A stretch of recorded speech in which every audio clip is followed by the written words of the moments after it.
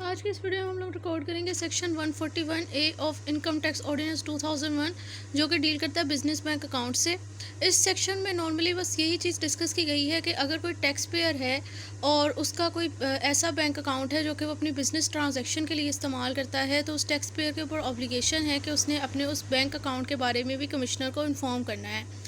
और इस ये जो इन्फॉर्मेशन है बेसिकली दो वेव में दी, मतलब दो टाइम उसके पास ये ऑप्शन होता है कि इस चीज़ के बारे में अपडेट करने का कमिश्नर को। नंबर वन तो ये कि जब जिस टाइम वो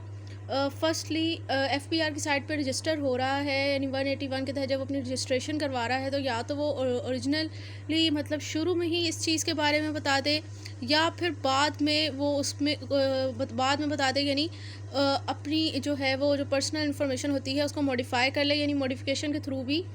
वो इस चीज़ के बारे में बता सकता है कि मेरी बिज़नेस ट्रांजैक्शन के लिए मैं एक सेपरेट बैंक अकाउंट इस्तेमाल करता हूँ। ये नॉर्मली इसका प्रैक्टिकल तरीका ये है कि जब आप लोग रजिस्ट्रेशन करवाते हो, या आप तो या तो उसी टाइम बता दें जिस टाइम आपकी रजिस्ट्रेशन हो रही है, तो आपकी जो पर्सनल अकाउंट इन्फॉर्मेशन वाला पोर्शन होता है आईआरएस की वेबसाइट पे वहाँ पर जाकर ऐड कर दें। या फिर उस टाइम आपने नहीं बताया तो बाद में आप लोग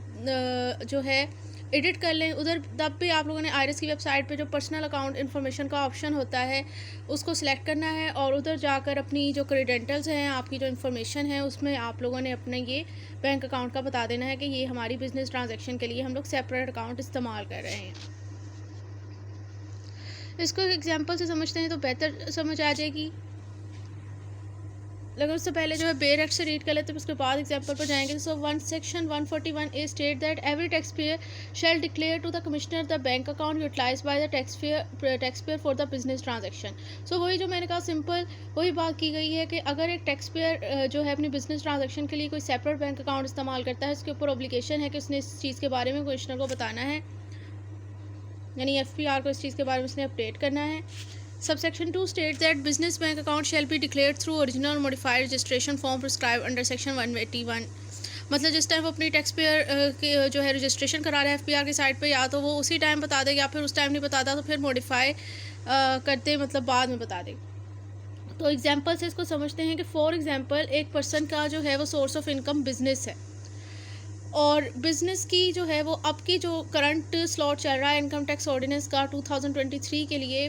जो अभी मतलब फॉर एग्जांपल उसका सोर्स ऑफ इनकम जो है वो बिज़नेस है, जो अभी फ़िलहाल जो टैक्स स्लॉट चल रहा है ना टैक्स की लायबिलिटी का एफपीआर का, वो ये है कि 6 लाख तक अगर किसी पर्सन के बिज़नेस का सोर्स ऑफ इनकम है तो 6 लाख तक तो है उसकी एग्जाम्प्ट ऑफ टैक्स, उस पर टैक्स नहीं लगना। और जो 6 लाख से ज़्यादा की अमाउंट होगी उसके ऊपर उस पर टैक्स लगेगा। अब होता ये है कि एक पर्सन अपना एक बैंक अकाउंट है उसका नॉर्मल, वहाँ पर जो है उसने उसके बैंक में जितने पैसे पड़े हुए हैं वो 6 लाख तक हैं। तो अगर उसने सिर्फ वही शो किया हुआ है तो उस हिसाब से तो उसके ऊपर टैक्स की लायबिलिटी नहीं लगेगी। और बाकी उसका जो बिज़नेस बैंक अकाउंट है जहाँ पर उसकी बिज़नेस ट्रांजैक्शन के लिए जो उसे इस्तेमाल करता है, उधर पड़े हुए हैं 12 लाख रुपए। अगर तो वो दोनों को शो करता तो 12 6 18 बनता। 6 लाख तक तो एग्जाम्प्ट ऑफ टैक्स था, 12 लाख के हिसाब से जो टैक्स की लायबिलिटी उस पर बनती थी उसे पे करना पड़ता। लेकिन उसने सिर्फ और सिर्फ बिज़नेस बैंक अकाउंट शो ही नहीं किया हुआ, सिर्फ अपना एक नॉर्मल बैंक अकाउंट शो किया हुआ है। तो नॉर्मल बैंक अकाउंट के चक्कर को शो करने में तो वहाँ तो सिर्फ 6 लाख पड़े हुए हैं, तो उसके हिसाब से तो उसकी उस पर टैक्स की लायबिलिटी लगती ही नहीं। 12 लाख उसने छुपा लिए। तो इसलिए लॉजिक दिया गया है कि आप जो है वो टैक्स से बचने के लिए कोई ऐसी हरकत ना करो कि आपके पास अगर कोई बिज़नेस बैंक अकाउंट है जो आपकी बिज़नेस ट्रांजैक्शन के लिए इस्तेमाल होता है, तो आपने उस चीज़ के बारे में भी कमिश्नर को इन्फॉर्म करना है।